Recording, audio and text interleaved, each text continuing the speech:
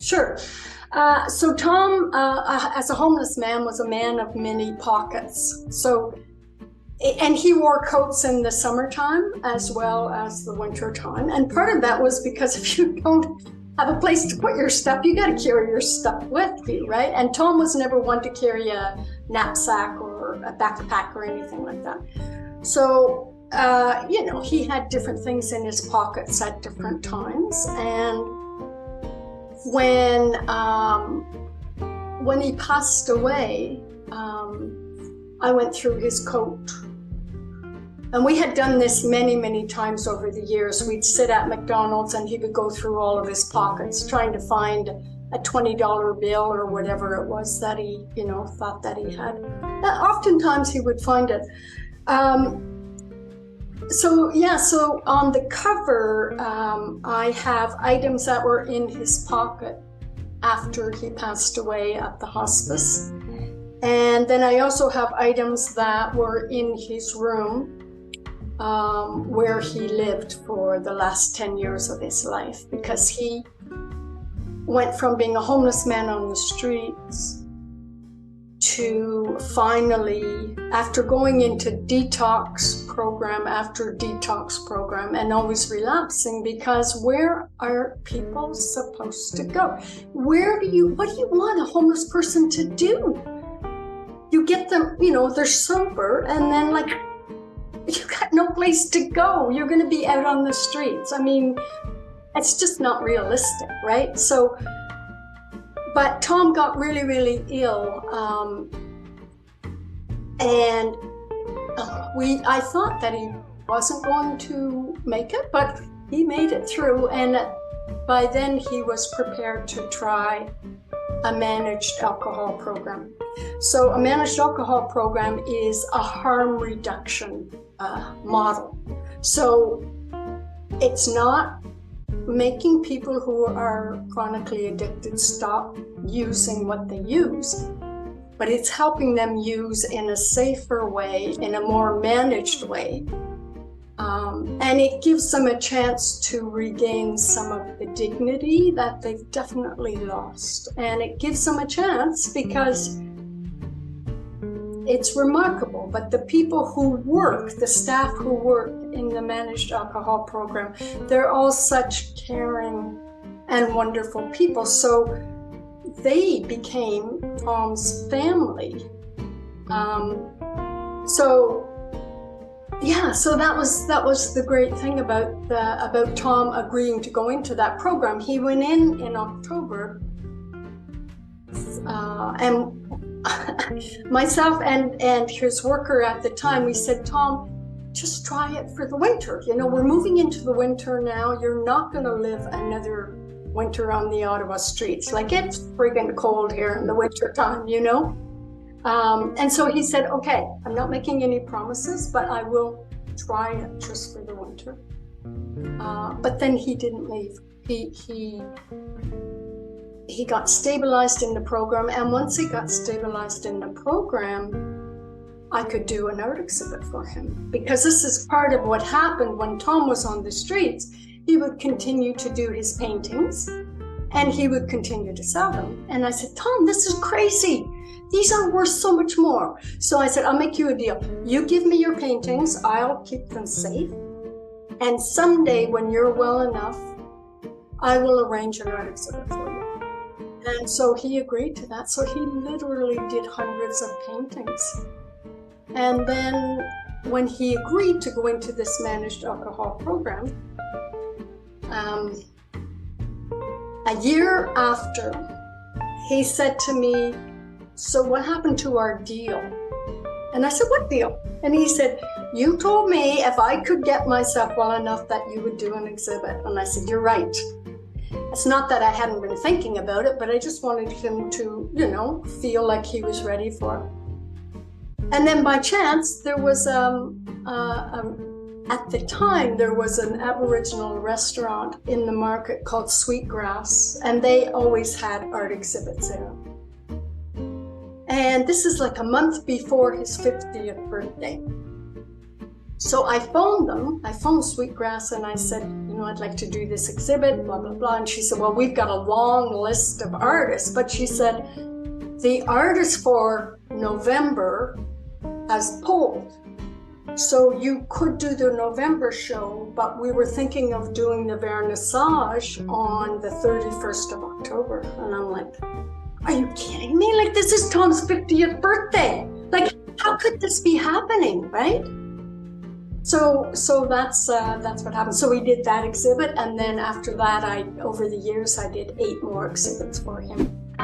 Hello, everyone. Welcome to the podcast today, Living the Next Chapter. I have an author with me from Canada. Yay! And we're going to be talking about a very special person. And my author today has captured to her the best of her ability, the life and times of a very special person who has ties to where I live, which is exciting for me, because I'm going to go and retrace the steps of what we talk about today in my own community, which is an honor for me, I got to say right off the bat. But it's all around a gentleman named Tom, and we're going to be talking about a book that has come out, and my guest, as Joanne, she's joining us today to talk about it. Welcome, Joanne, to the podcast. Nice to have you here. Thank you. Thank you for inviting me. I'm happy to be here and happy to talk about my book. Awesome. And a good friend as well, someone that you've grown to love over time. And I'm excited to kind of share his journey as well with us as we go through this. Tell us a little bit about where you are in the world first, Joanne, for our listeners that are listening around the world. I'm in Ottawa, Ontario, Canada. So I live right downtown in Ottawa. Very good. And that's our nation's capital for anyone outside of the country. This is where it all happens, and it's exciting. The convoy happened. There you go. You might have heard of that. The sounds of it. I sure did. Yeah, I bet. But yeah, I'm glad you're safe. Everything's good there in Ottawa. Is that home for you for a long time, or relatively? Yes. Okay. Most of my adult life, I've been here in Ottawa. Beautiful. Awesome. I have family there too. It's great. Beautiful city. Great people there in Ottawa. So, and close to Quebec, which is really kind of amazing. So awesome. It's really good to have you on the show. We're going to be talking about a book that you wrote on behalf of somebody very special that you came to know. Can you tell us about the title of the book and a little overview before we jump into our conversation about the book? Sure. Yeah. So my book is called Tom's Story, My 16-Year Friendship with a Homeless Man. And Tom, I met Tom when I helped coordinate an art group for people who were marginalized because of poverty, homelessness, addiction, childhood trauma, all of those things. I had gone to a meeting. I was working in social services at the time with anonymous HIV testing and needle exchange program. But I used to be a graphic artist. And so I was at this meeting, and the meeting was going to be to see if we could arrange an art group for people who wouldn't necessarily have a place to paint or do their art or a place to store it. And so we had a meeting, and that was at the mission. And during that meeting, there were homeless people, marginalized people that came. And because posters were put up at different shelters and that kind of thing.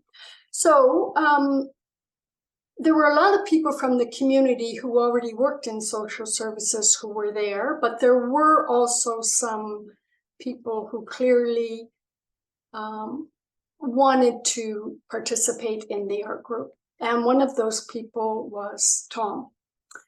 And so we did a check-in and a check-out. And at the end of that meeting, when, everyone was asked, how do you feel about this? What are your thoughts on the group? Tom said, look, I'm a chronic alcoholic, and all I want to do is have a place to paint. And so it took us about 2 weeks. We raised, $300 or something, and we found a spot to run the art group at a community housing building called Options by Town for people who were marginalized. it's a very successful model for dealing with the homelessness issue. And so Tom came to that first art group, and he didn't talk to anyone. By then he was on crutches. But he did take a canvas and he sat down and he did a painting, which was really, really good, a really good painting in the style of Norval Morrisseau's paintings, Woodland style. And he did the painting, he went out for a smoke, and then he came back and got the painting and he put it under his arm and he left the group. But he came again to the next group. And he kept coming to the group, but he was always leaving with his paintings. And so I saw him outside of the group on the street corner with his paintings, selling it. And I realized that's what he was doing. He was taking his paintings and taking them out on the street and selling them for the price of a bottle of sherry. So I just... I know the story of Norval Morrisseau and how that happened in his life many, many times. So the first time that Tom talked in the group was about a month later, or maybe 2 months later. Someone mentioned that their birthday was coming up. And Tom, for the first time, said something. He said, "My birthday is on Halloween." And that day he did a painting which was a little bit different than most of his paintings. So when he was ready to leave, I asked him to kind of, just hang around. And then I left with him and I kind of followed him and I said, "Tom, if it's okay with you, I would like to buy that painting from you." And he said, "Sure." And I said, "But I don't have a lot of money." I said, "I only have $40. But he said, "Well, that's okay, because I usually get like $6 or $7 for a painting." So I bought the painting because it was his birthday. And so that is how I started kind of hanging out with Tom. So what happened at the next group, he stayed till the end with his painting, thinking that I was going to buy the next painting too. Right.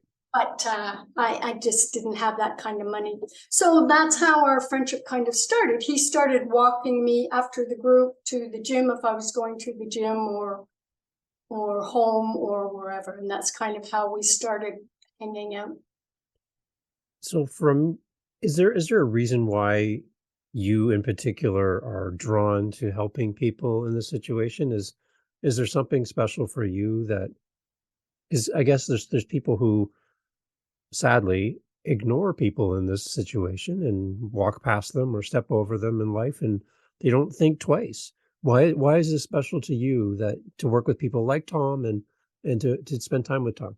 Well, I don't really, I can probably a whole bunch of reasons for that I can't really answer. But one thing I can tell you is one of my brothers died when he was 32.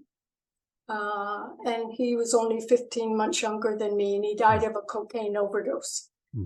So, and he was marginalized because he had very severe dyslexia, but that wasn't diagnosed until he was in grade 8. And actually he would have been grade 9, but they failed him in grade 1. So what happened was my brother Davy, of course, he went through public school, oftentimes out in the hall, and I read his report cards and all of that, saying maybe he watches too much TV, maybe it's because his parents speak Dutch at home, all of this stuff. So having 8 years of that, my brother definitely had low self-esteem, and he was very, very smart, and I knew that from the very, very beginning that he was really, really smart, way smarter than me. So I guess maybe that's partly why. Maybe because you can't really lose someone to a cocaine overdose in your family and not feel like there's something you could have done. I know it's not my fault, but it's possible that I put some of my energy into Tom because I didn't do that Interesting. with my brother. That's Interesting. possible. Okay. I don't know. Yeah. I can't really say. Yeah, because in my own family, we have someone who's married into our family, my extended family, who was homeless, living in Toronto on the streets. And now, like, if you met him, you would not really know that part of his story. But there Right. was times, and he's mentioned, where people would step over him or walk the other side of the road to avoid him. And Yeah. he was just looking for someone like you who saw past the exterior. Maybe there's fear, maybe there's, I don't know, there's something about it for some people that just can't see the person that is on the street. And so when I met you and we talked earlier, I just felt that you radiate what my relative was looking for, living on the street and living through cold winter nights Yeah. here in Canada, which are Yeah. not easy to survive. Yeah. And then there's someone like you that comes along and shows genuine love and compassion. That's gotta that's gotta bring people to you, and kind of, that I really admire that. Well, it's very nice of you to say all of that, but I have to admit, and I do write about it in the book, that if we were to weigh who gave more, Mhm. I would say Tom gave me more than Okay. I. I In like that. that's my personal feeling. I like that. What I got to experience and the kind of person that he was, and getting to meet his other friends who were marginalized. And Tom was a First Nations man, so he knew a certain amount about his culture. Yeah. He was really funny. He was just really intelligent. And I didn't have a partner. I didn't have children. So, I think we all need someplace to put a bit of love. And maybe some people find other ways to do that. I never thought I was saving Tom's life, but it was pretty easy for me to see that there were certain things I could do that would improve his life. Right. I could advocate for him. So yeah, we connected on a level that I can't really explain why. But in my book, I have a photo of Tom and I that was taken a long time ago. And under it, I have this quote, which is by Carl Jung. And it says, "The meeting of two personalities is like the contact of two chemical substances. If there is any reaction, both are transformed." Mhm. And I think that's kind of it. We did, in a way, change each other's lives, and how cool is that, right? How cool is that to be able to do that and to be part of that? And I So, think that's a good lesson for anyone listening, is to be aware of the interactions we can have with others, and allow people to impact you, and allow and then put yourself out there to potentially impact someone else just by caring. I think just that's something that we can all do. we can all do that. We can all. I would sometimes I would sit with Tom on the street corner, and of course, then people would assume that I was homeless too, right? And the looks, like some people would give Tom money. Sometimes people would put a loonie or a quarter on my knee, which then I would put Just in give it. Tom's cup. But oftentimes, people, would look at me with disgust, like women. There were women who walked by who were really nicely dressed and all of that. And, this look of disgust, like, not all women, I'm not saying that, but it really struck me when it was a woman who did that for some reason, probably just because I'm a woman. But I think that this is fear. I think that when people have that sort of, disgust or whatever, it's really just fear, kind of fear of the unknown. And maybe, maybe on some level, we all know that we could be homeless. I mean, it is possible that any one of us could end up homeless. And so if we kind of don't engage with that, if we don't look at it, it's not going to be part of our world. We can just kind of make them the other, but they're not the other. They're us. They're part of this world we live in and part of our community. These people were all babies.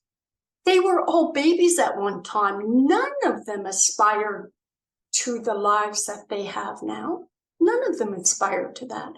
Things went terribly wrong in their lives, and most people on the streets have had incredible trauma in their childhood. So, I mean, it's one thing to tell someone on the street, get a life, get a job, whatever. Well, how can you do that if you haven't had the help to process the trauma that you've encountered? How do you move on from that? Well, you don't. You just find whatever you need to numb your pain, right? And that's alcohol, whatever.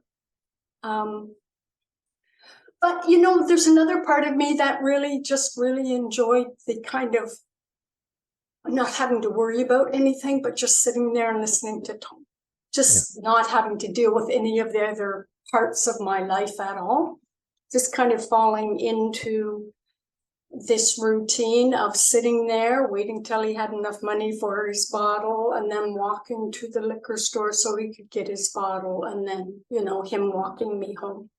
But then, of course, what I do is I would write that experience of spending that time with Tom, because every time I was with Tom, he had some incredible story to tell me, or, we'd have an encounter with a police officer or one of his friends. So, yeah. Amazing. So for the people that are listening to our podcast, and on the cover for today's podcast is a picture from the cover of your book. Yeah. Can you kind of explain to me what the significance of the items that we're seeing on the front cover of this book? Sure. So Tom, as a homeless man, was a man of many pockets. So, and he wore coats in the summertime as well as the winter time. And part of that was because if you don't have a place to put your stuff, you got to carry your stuff with you, right? And Tom was never one to carry a knapsack or a backpack or anything like that. So, he had different things in his pockets at different times. And when he passed away, I went through his coat. And we had done this many, many times over the years. We'd sit at McDonald's and he would go through all of his pockets trying to find a $20 bill or whatever it was that he, thought that he had. Oftentimes he would find it. So on the cover, I have items that were in his pocket after he passed away at the hospice. And then I also have items that were in his room, where he lived for the last 10 years of his life, because he went from being a homeless man on the streets to finally, after going into detox program after detox program and always relapsing, because where are people supposed to go? What do you want a homeless person to do? Yeah. You get them, they're sober, and then you got no place to go. You're going to be out on the streets. I mean, it's just not realistic, right? So, but Tom got really, really ill. And I thought that he wasn't going to make it, but he made it through. And by then he was prepared to try a managed alcohol program. So a managed alcohol program is a harm reduction model. So it's not making people who are chronically addicted stop using what they use, but it's helping them use in a safer way, in a more managed way. And it gives them a chance to regain some of the dignity that they've definitely lost. And it gives them a chance because it's remarkable, but the people who work, the staff who work in the managed alcohol program, they're all such caring and wonderful people. So they became Tom's family. Yeah. So yeah, so that was the great thing about Tom agreeing to go into that program. He went in October, and myself and his worker at the time, we said, Tom, just try it for the winter. We're moving into the winter now. You're not going to live another winter on the Ottawa streets. Like, it's friggin' cold here in the winter time, And so he said, okay, I'm not making any promises, but I will try it just for the winter. But then he didn't leave. He got stabilized in the program. And once he got stabilized in the program, I could do an art exhibit for him, because this is part of what happened when Tom was on the streets. He would continue to do his paintings and he would continue to sell them. And I said, Tom, this is crazy. These are worth so much more. So I said, I'll make you a deal. You give me your paintings, I'll keep them safe. And someday when you're well enough, I will arrange an art exhibit for you. Wow. And so he agreed to that. So he literally did hundreds of paintings. And then when he agreed to go into this managed alcohol program, a year after, he said to me, so what happened to our deal? And I said, what deal? And he said, you told me if I could get myself well enough that you would do an exhibit. And I said, you're right. It's not that I hadn't been thinking about it, but I just wanted him to, feel like he was ready for it. And then by chance, there was, at the time, there was an Aboriginal restaurant in the market called Sweetgrass, and they always had art exhibits there. And this is like a month before his 50th birthday. So I phoned Sweetgrass, and I said, I'd like to do this exhibit, blah, blah, blah. And she said, well, we've got a long list of artists. But she said, the artist for November has pulled. So you could do the November show, but we were thinking of doing the vernissage on the 31st of October. And I'm like, are you kidding me? Like, this is Tom's 50th birthday. Wow. Like, how could this be happening, right? Wow. Yeah. So that's what happened. So we did that exhibit, and then after that, over the years I did 8 more exhibits for him. Yeah. That's great. And I anticipate that his paintings sold, and they were more than a bottle of alcohol in value. And that's exciting to hear that as well. So that's any stories about where his paintings ended up that you know of? Well, I know that the Royal Ontario Museum in Toronto has 3 of his paintings. What? So yeah, I found that out. Well, Tom was still alive when we found that out, so someone had donated them. Wow. Yeah, Tom's paintings they're probably all over the world, to tell you the truth. I would say he's painted thousands of paintings, probably. But during the time that I had his exhibits, he had people who just, they said, next time you do an exhibit, let me know, let me know, let me know. So I never had any problem finding, people to come to the exhibits. And yeah, I think the most expensive one we sold at that time was $2,000. Wow. Which is not bad. That's amazing. When you think about it, eh? But the thing is with Tom, the money really didn't mean anything to him. Right. Like, it wasn't about the money for him. Yeah. And the other thing about Tom is that first exhibit, the CTV came, CBC came, there were cameras, he was being interviewed. Like a year prior, this is a guy sitting on the street corner who has lost control of his bladder, passed out, has pneumonia. He just was really, really ill, really, really ill. And then a year later, he's talking to the media like he's done this like 100 times before. This is, my mythology, and this is what this is about. And I get my ideas from here. And it's like, I'm watching this, I'm thinking, it's just surreal. It's just unbelievable. So take me to the moment where he walked into the gallery setup of all of his paintings, and he walks through the door with you and sees his work displayed the way it is. What kind Yeah. of conversations did you have with Tom in that moment? I'd love to know. So when I brought Tom in, so I have to tell you one thing that happened though, which makes this so cool.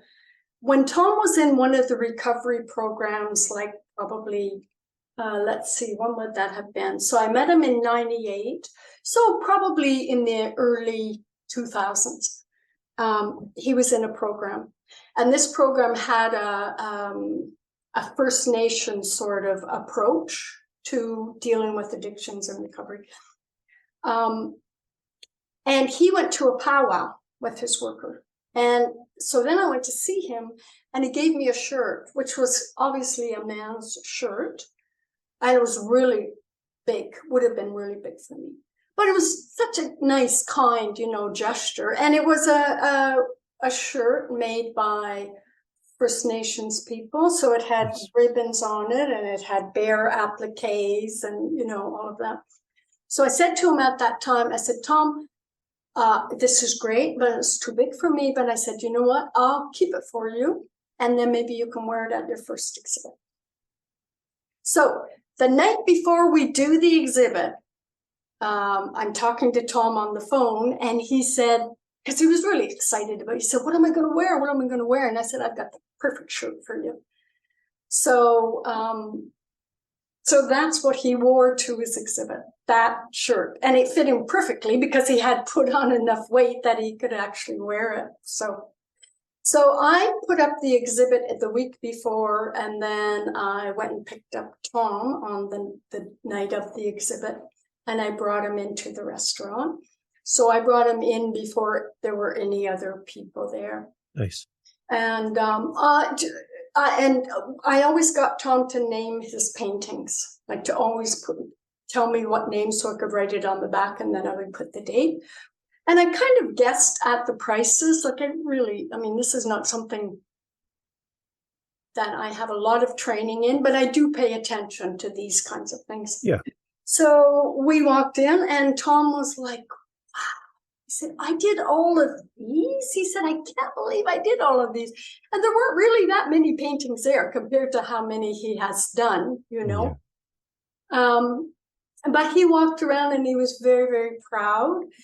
And he also said to me, he said, I couldn't have done this without you, Joanne. And I said, well, Tom, I said, really? I said, all I did was hang the paintings, basically. I said, you did the work. If you hadn't done the work, I wouldn't, have hung these paintings. But he was always very gracious about how, I tried to do the best that I could do for him.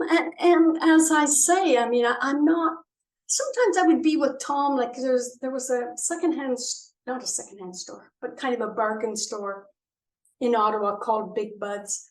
And I was there once with him because homeless people have feet issues. They have feet issues because they're walking around all the time. They don't get to take their boots off or their shoes off or their socks off. Right. And if you do that at a mission, there's a chance, or at a shelter, someone might take them, right? So homeless people have feet issues, So I bought Tom a pair of boots for for Christmas. And it was a day when Tom was feeling pretty good. He had had a bit of alcohol, but not too much. But I was a little nervous about him being in this store, but he was fine. So he was looking at the boots, and I was kind of just letting him choose what boots he wanted. And there was a young woman there. She looked like she walked out of a Gap commercial. She was young. She looked like she had it all together. And she came over to me, and she said, I really appreciate what you're doing with him. And I said, oh, it's no big deal. And she said, no. She said, it is a big deal. She said, because I am so afraid of homeless people. And I said, well, what are you afraid of? And she said, I don't know. But she said, I don't want to give them money because, they might use it for the drugs or alcohol or whatever. And I said, you don't have to give them money. But I said, just keep in mind that if I were homeless on the streets, I would probably be chronically addicted to something too, because it's escape from pain, right? Mm-hmm. But I said, you don't have to give them money, but you can smile. You can make eye contact so that they don't feel invisible, because they really feel invisible. They really don't feel like they belong, and they do. They're part of this society we live in. So yeah, that kind of sometimes would happen to me, and it would be like, yeah, I'm not being Mother Teresa here. You know what I mean? I'm just doing something that I kind of can do. It was never that big of a deal. And I guess some people might think, Joanne, that it's overwhelming, that there's so many people who need help, that, there's the need is so big that my efforts will seem insignificant. So I'm not going to do anything. Yeah. Right. And, but that's the worst decision to make, right? Because even if you can help Tom, and that's as far as you can go, if that's all you can do, you helped one person. Yeah. You've changed the direction of that person's life. And now there's a story in book form to document this incredible man's journey. And that's what I love. It's the fact that you, instead of saying it's too much work, there's too many people who need help, I can't do enough, I'm not going to do anything. You're like, I'm going to help one person, and let's just see where this goes. And now we're having a conversation about Tom. That's beautiful to me. Well, yeah, I guess it is. Thank you. But I mean, I think that's our way out, right? If we all just help one person, I mean, if the whole world just helped one person, right? Done. And it is more complicated now. It's more complicated because Tom was chronically addicted to alcohol. Ottawa has, I'm sure your city has, a lot of cities all over the world have problems with homelessness and fentanyl, the opioids, all of that. And that makes for a different kind of personality, because that addiction is so incredibly harsh, and it immobilizes people. Tom was never, like Tom would be fall down drunk sometimes, but I was never concerned about me not being able to deal with him, figuring out what do we do with this guy? How do I deal with this? I think that's more challenging now with people on fentanyl and opioids, because it really messes with your brain in a different way, So beyond capturing Tom's story through photos and all the amazing things you have in this book, do you have a big hope for this book as far as the audience is going to reach and how they're going to interact with this book?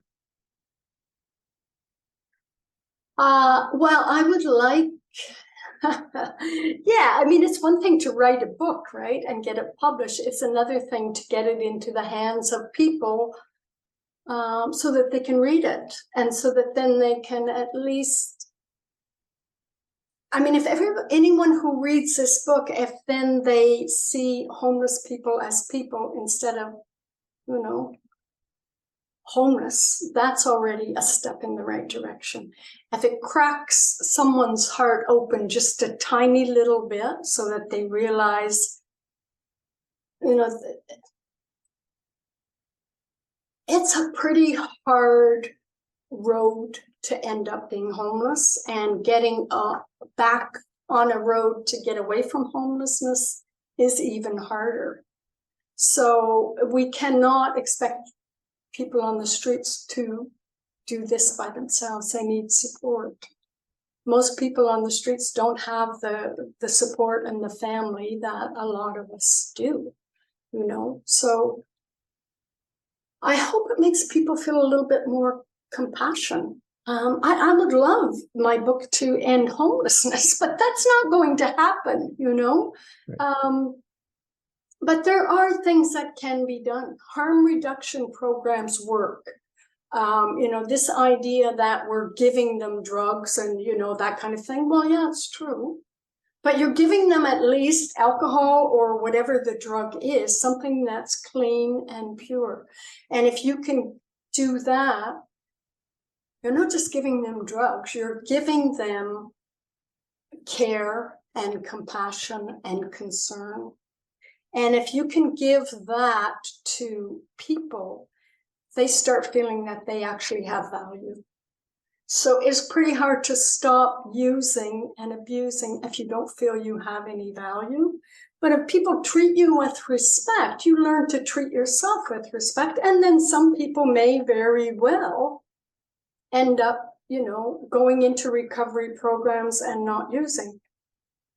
Or not. But if you even look at it from a financial perspective, it's cheaper to give people a clean drug and to provide them with housing than to do the opposite. You look at the ambulances that have to go out, the hospitals, it's all of this stuff doesn't have to happen if we take care. And there are models all over the world where this already works. We do not need another study on how to deal with this. Yeah.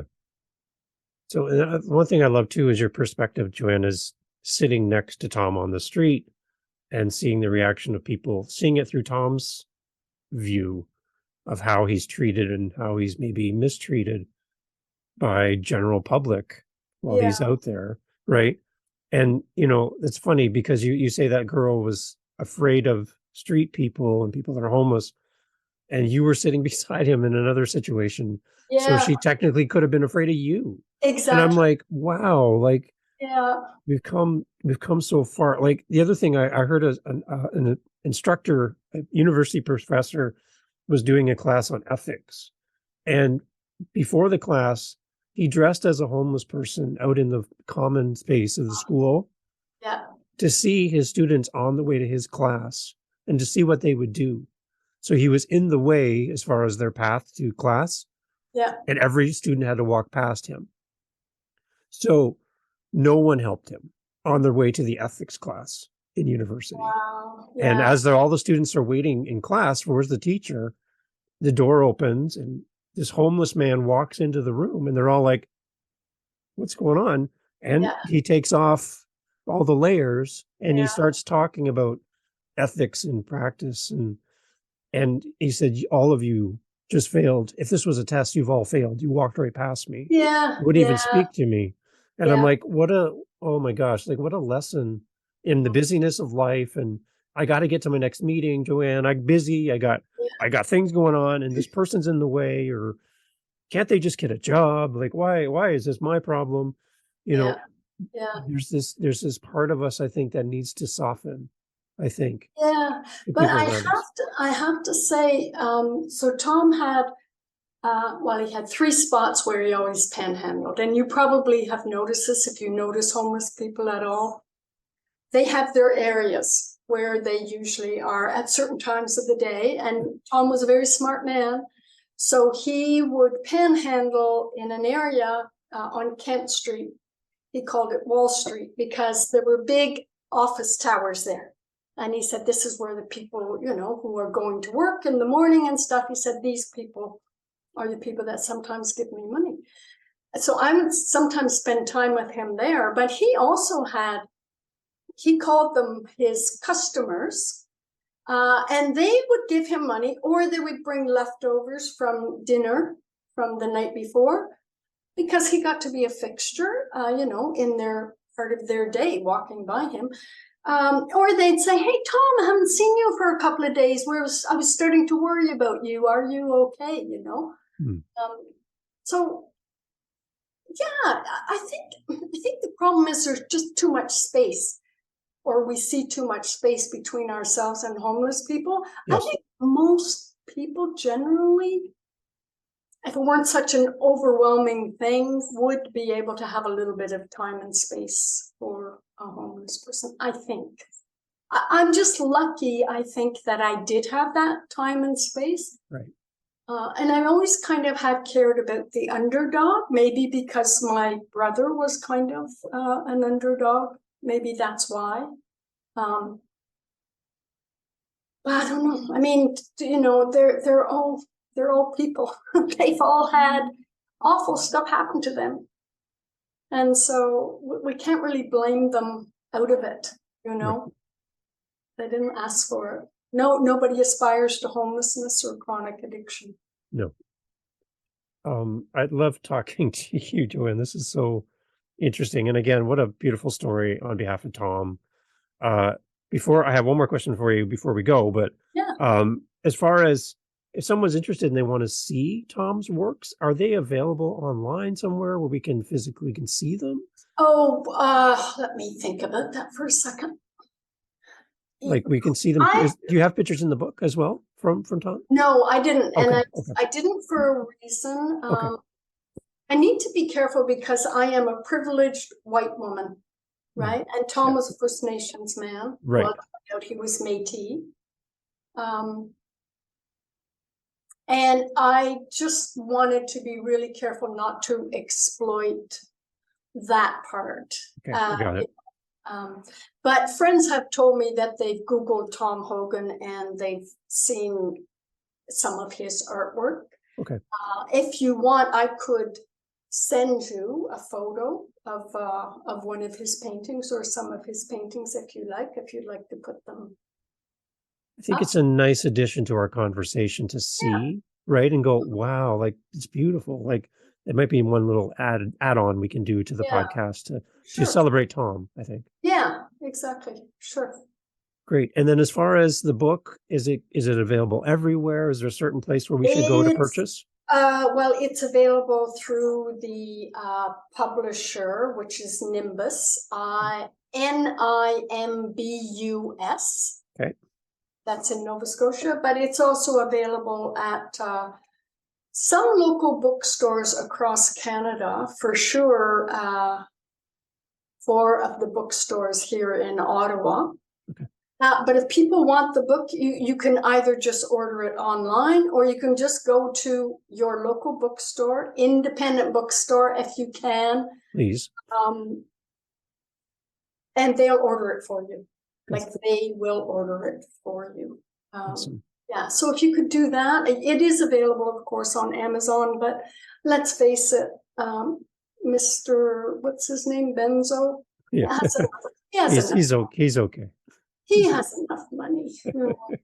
Come on. Support your independent bookstore for sure. Support your independent bookstores if you can. And also it's if you can't afford the book, I totally get that.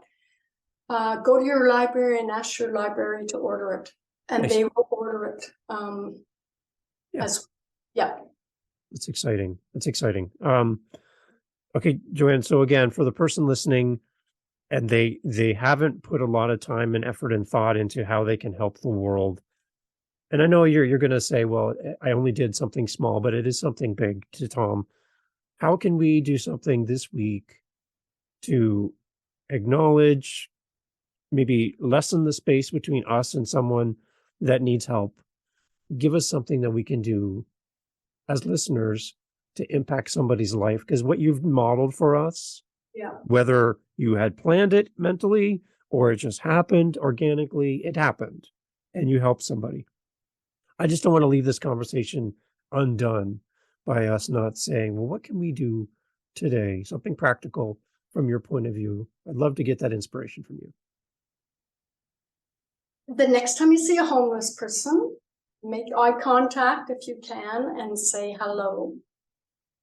It's a very small thing, but it might actually be a big thing. If you live in an area where you see the same people all the time, maybe start developing some sort of interaction with them, talk to them.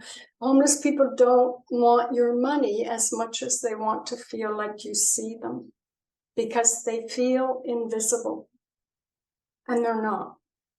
So just letting someone know that you see them, you don't have to give them money. Just let them know that you recognize this is another person here. Instead of just walking by, say hello. That's it. That's, if you want to do something else, you could purchase the book and then learn more, because this book is about harm reduction programs too, and we need more harm reduction programs. We need more housing. So if you want something else to do, check out homelessness in terms of what housing is available in your area. You know, those kinds of things. Start little conversations. And little conversations can lead to big ones, but ask questions. I believe, as Gandhi said, societies should be judged by how they treat their most vulnerable people. Mm. And we're failing terribly. Yeah. We're failing terribly. So just find a little bit of space for, you know, a homeless person. I'm not saying you have to take them in, do what I did with Tom. I did that for my own reasons, but just start realizing these are people. They were babies and they're still people. They have a story.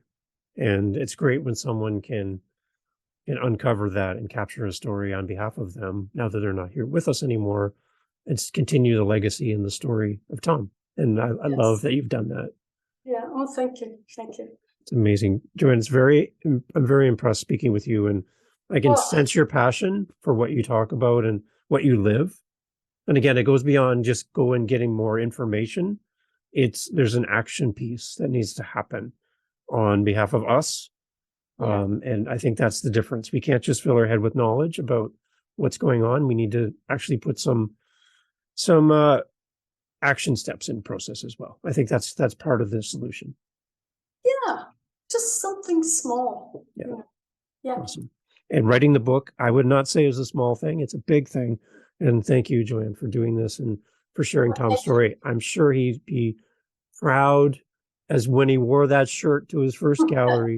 He'll be just as proud to know that his book is helping others as well. So thank you for doing this. Okay, thank you so much. Awesome. Great. Everyone, please check out the show notes, and we'll have an image for you too in the future of some of Tom's work. But I would love that you would buy this book, and then as well, maybe purchase an extra copy and donate it, and get the message of Tom out there. I'd really appreciate that. Yeah, great. Awesome. Thanks, Joanne. Thank you.